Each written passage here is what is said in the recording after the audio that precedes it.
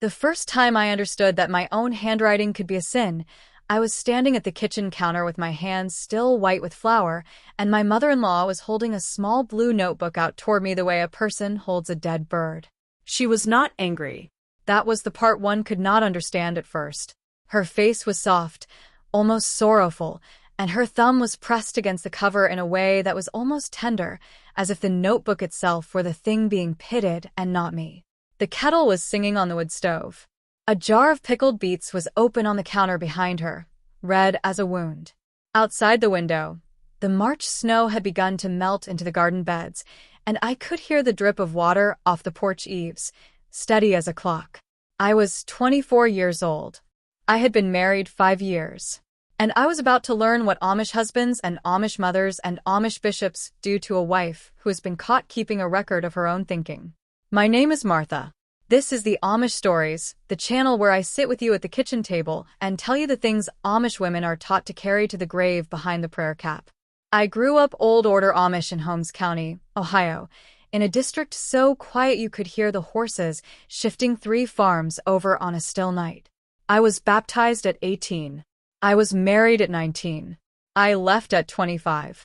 If this is your first time here, please subscribe and press the little bell if you would like to be told when the next story arrives. And in the comments below, tell me this.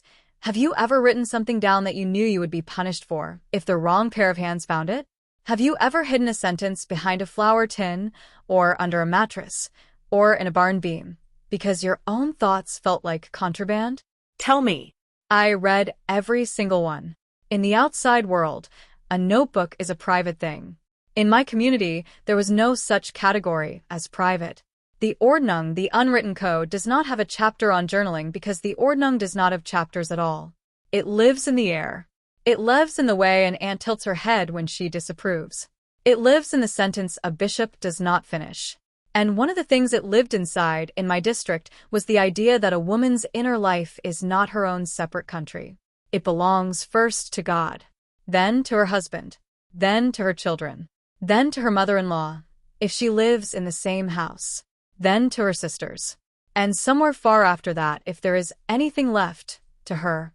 Hakmet, pride, was the sin the older women warned girls about most often, and Hakmet was defined widely. To think a private thought was not, in itself, forbidden, but to fix a private thought, to hold it still on a page, to make it durable, to give it the same weight as the words of the ministers, that was a form of Hakmet so severe it barely had a name. I only heard it named once, by a great-aunt at a quilting frolic, and she said it with her eyes on her stitches. A woman who writes her own mind down has already begun to leave. She did not look up. She did not repeat it. That is the way Amish women deliver warnings. Everyone knows. No one says. My husband's name was Amos. He was not cruel. I want to say that clearly at the beginning because everything that comes after this can sound like the story of a bad man, and Amos was not a bad man. He was a man who had been handed a script at 7 years old and had never once considered that the script could be put down. We met at a church singing when I was 17, and he brought me home in his courting buggy through a light November snow, and he did not speak for the first 4 miles, and I remember thinking that his silence was the kindest thing anyone had ever offered me, because in my family, silence had always been the thing that came before punishment, and here was a boy whose silence was only silence. We married on a Thursday in late October. 320 guests. 4 hours of preaching. Roast chicken and creamed celery and 7 kinds of pie cooling on the long tables in the barn. His mother, her name was Sarah, moved into the dotty house attached to our farmhouse 3 months later, after his father passed. She was 61. She had raised 9 children. She had never in her life owned a bed she had chosen the sheets for. And she loved her son the way a woman loves a thing she has poured her whole body into for 4 decades, which is to say she loved him without limit, and without room in the love for another woman to also be a full person inside his house. Our first child, a boy, was born the following August. I named him Eli, after my grandfather. Sarah rearranged my kitchen while I was upstairs bleeding through the sheets. When I came down 4 days later, the flour tin had been moved from the left of the stove to the right, and the sugar tin from the right to the left, and every wooden spoon had been rehung on hooks I had not put in the wall. I did not say anything. I remember standing in the doorway with the baby against my shoulder and understanding, for the first time in my married life, that this kitchen was not mine and had never been mine. That understanding was the first sentence I wrote in the little blue notebook. The notebook was 3 inches by 5 inches. Blue cloth cover. It had been given to me by an English woman named Mrs. Yoder, a Mennonite actually from town, who ran the fabric shop on Route 39, when I was 19 and newly married, and I had come in to buy dark blue broadcloth for Amos's shirts. She had seen something in my face, I think. She had wrapped the fabric and then slipped the little notebook and a pencil into the bag with a look that was neither smile nor pity, and she had said, "Only, sometimes a woman needs somewhere to put her sentences that is not out loud." I had not understood her at first. I understood her within a month. For 6 years I wrote in it. Not every day. Some weeks not at all. I never wrote anything anyone would call rebellion. I wrote the weather. I wrote what the baby ate. I wrote sentences my grandmother had said before she died. I wrote one line once that said, "I am tired in a way that sleep does not fix," and I stared at that sentence for a long time after I wrote it, and then I closed the book and slid it behind the flour tin, which had been moved back to the left by then because I had moved it quietly one Tuesday when Sarah was at a canning frolic across the road. And that small movement of a flour tin and the sentence I had written the night before were the 2 small acts that eventually cost me everything. The trigger was not the notebook itself. The trigger was that on a Wednesday in March, I forgot to put it back. I had been writing about my mother. She had died the January before, and I had not been permitted to speak of her much, because Amos's family thought excessive mourning was a form of not trusting God, and I had written a sentence that said my mother's laugh was the only sound in my childhood that did not belong to anyone else, and I had closed the notebook and left it on the kitchen table because Eli had begun to cry upstairs. When I came back down, 20 minutes later, my mother-in-law was standing at the counter, and the notebook was in her hand, and the flour on my palms had gone cold. She did not read it aloud. She did not, as far as I know, read the whole thing. What she read was enough. She placed it on the counter between us. She said, "Martha, I think we will need to speak to Amos about this tonight." Her voice was gentle. It was the same voice she used when she told me the beets were ready to be jarred. That was Tier 1. Tier 2 came that night. Amos came in from the barn at 7, and Sarah handed him the notebook without speaking, and he took it to the table under the kerosene lamp, and he sat with it for what I think was 40 minutes, though I did not look at the clock because I did not want him to see me looking. He did not read it front to back. He read a page here and a page there. He turned to the page about my mother, and he stayed on that page a long time. Then he closed the notebook, and he set it flat on the table, and he did not look at me, and he said, "Martha, this is not a thing a wife of this house does." Then he went to bed. He did not speak to me for 4 days. That is Tier 2. The cold shoulder in an Amish house is not a raised voice. It is the slow lowering of the temperature in every room you walk into. It is the way the kitchen goes quiet when you come in and warm again when you leave. Tier 3 arrived on Saturday. My sister-in-law Rebecca came by with a basket of preserves that no one had asked her to bring, and she sat at my kitchen table and turned her coffee mug in a circle with both hands and said, without looking up, "Martha, a woman with peace in her heart does not need a book to hold it in." Then she smiled and asked about the baby. Tier 4 was the bishop's wife, Anna, who came unannounced on Monday afternoon with a loaf of bread and no coat, though there was still snow in the ditches, and she sat in my parlor and did not remove her bonnet, which is the sign, in our district, that a visit is not social. She said only, "We have been thinking of you, Martha. The bishop and I. We have been praying for you." Then she left the bread and went home. Tier 5, at the quilting frolic on Wednesday, was an old woman I had known my whole life named Miriam. She was 91. She had outlived 2 husbands and 1 son. She sat beside me at the frame and threaded her needle without looking at me, and she said, very quietly, into the fabric, "They will come for the book, Martha. They will not come for you. Remember which is which." Then she pulled her thread through and asked the woman beside her about the weather. And Tier 6 came on Friday afternoon. The bishop himself. Warm parlor. Coffee. a rhubarb pie on the windowsill that I had not made and that had appeared in my kitchen by means I did not understand. His beard was silver. His hands were folded. He did not raise his voice. He never raised his voice.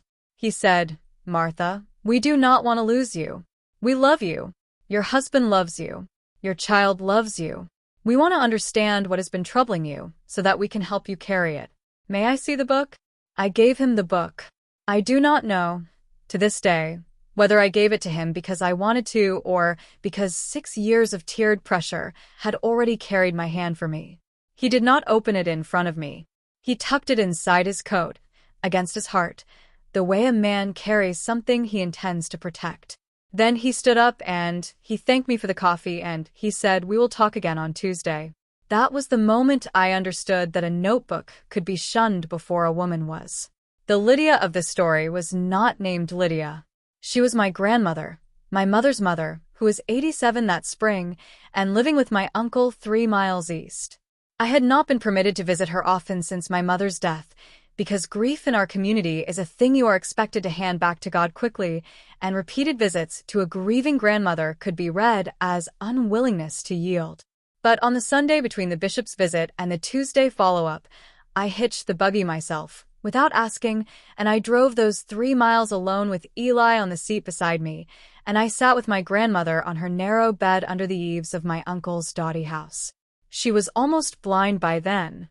Her hands were folded in her lap, the way a woman folds hands that have finished their work. I did not tell her about the notebook. I did not need to. She knew. I understood later that Miriam had visited her the day before, and the way Amish women deliver news to old women is the same way they deliver it to young ones, sideways, over needlework, without eye contact. And she reached out and she found my wrist with her thin, cold fingers, and she said, without looking at me because she could not look at anything anymore, "Martha, your mother kept one too." I stopped breathing. She said, "She kept it in the seam of her winter coat. I burned it the night she died. I have never told anyone. I am telling you now because you are the last of her, and because a woman who has already written 6 years of sentences will not stop, and I do not want you to be found with them when they come the second time." She said, "Go, Martha. If you are going to go, go before Tuesday." Then she let go of my wrist, and she asked me if Eli had gotten his back teeth in yet, and we did not speak of it again. I drove home in the last of the afternoon light with my grandmother's sentence sitting in my lap like a stone. Before I keep going, if you have stayed with me this far, thank you. These stories are not easy to tell, and they are not easy to hear, and I know that. If any part of what I am describing is landing somewhere in your own chest, if you have ever hidden a page or a phone or a thought from someone who had the authority to punish you for having it, please subscribe and press the bell so that the next story finds you when it comes. And in the comments, if you can, tell me the name of the smallest thing you have ever hidden in your own house. Just the object. Nothing else. I will read every single one. Monday morning. I was hanging laundry on the line in the side yard. Amos's dark blue work shirts, in a row, 6 of them, moving very slightly in a wind that was not quite cold anymore. Sarah was inside with Eli. The bishop was coming the next afternoon at 2. I do not remember making a decision. I remember only that I was pinning the sleeve of the 3rd shirt, and I looked up the lane toward the road, and I saw an English car go by, a small red car, driven by a woman about my age, with her window down and one hand on the wheel and the radio playing something I could not hear. And I understood, the way you understand a season has changed without anyone telling you, that I was not going to be sitting at my kitchen table at 2 o'clock on Tuesday. The decision arrived without drama. It arrived the way the March thaw had arrived, slowly, then all at once, and by the time you noticed it, the ice was already gone from eaves. I finished hanging the laundry. I made supper. I put Eli to bed. I read him the story about Noah, which he liked because there were animals in it. I kissed his forehead. I went downstairs, and I sat with Amos in the parlor for 1 hour, and I let him have the silence he preferred, and I looked at his hands, which were the hands of a hard-working, decent, frightened man, and I did not hate them, and I do not hate them now. At 3 in the morning, I took the coffee tin down from the top shelf of the pantry, where I had been hiding egg money for 2 years, $1 and $2 and once a 5, folded small, $186 in total, and I put it in the inside pocket of my winter coat. I took one dress, one nightgown, my mother's hair comb, and Eli's small quilt. Nothing else. I walked out the kitchen door at 4:15. The snow was almost gone. The horses were shifting in the barn. I walked down the lane to the phone shanty at the corner, and I called Mrs. Yoder from the fabric shop, and she did not sound surprised, and she was there in her Ford pickup within 40 minutes. I did not take Eli. He was sleeping. He had a mother and a father and a grandmother who loved him, and I could not, in that hour, imagine any road on which I could carry him that would not end worse for him than the road he was already on. That is a sentence that has cost me 30 years of sleep. I will not defend the choice. I will not attack it. I will only tell you that I made it, and that I made it because I believed at 4 a.m. on a Tuesday in March that a mother, who is about to be broken, cannot carry a child without also breaking him. Whether that was true, I still do not know. He is 31 now. He has 3 children. He has a beard. I have seen him twice from across a parking lot, and once he saw me back and once he did not. I will not tell the rest of the leaving today because it belongs to a different video. I will only say that Mrs. Yoder took me to a small brick house in Worcester, and there was a woman there named Beth who had left the Amish herself 20 years earlier, and she had a spare room and a locked kitchen and a soft old dog named Pete, and she made me a fried egg sandwich, and I ate it in her kitchen at 7 in the morning while she read the newspaper and did not ask me any questions. And that fried egg sandwich was the first meal I had eaten in 6 years that I had not also cooked. The letters I wrote to my father in the first year came back unopened. All of them. The one I wrote to Eli on his 6th birthday came back unopened. The one I wrote to Sarah, apologizing because I did apologize and I meant it, came back unopened. My sister crossed the street in front of the hardware store in Millersburg the first time I saw her, and I do not blame her, because to acknowledge me on the sidewalk would have cost her her own kitchen and her own children and her own coffee mugs. My grandmother died the following November. I was not told until 3 weeks later by a Mennonite cousin who had heard it third hand.